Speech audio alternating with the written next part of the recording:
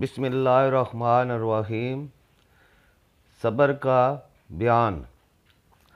اللہ تعالیٰ نے فرمایا، اے ایمان والو، صبر کرو اور دشمن کے مقابلے میں ڈٹے جمے رہو اور محاذ جنگ پر مورچے سنبھالے رہو۔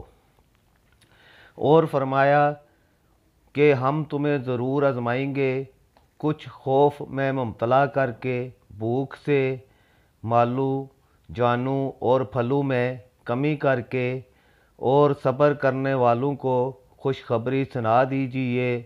اور فرمایا صبر کرنے والوں کو ان کا پورا اجر دیا جائے گا بغیر حساب کے۔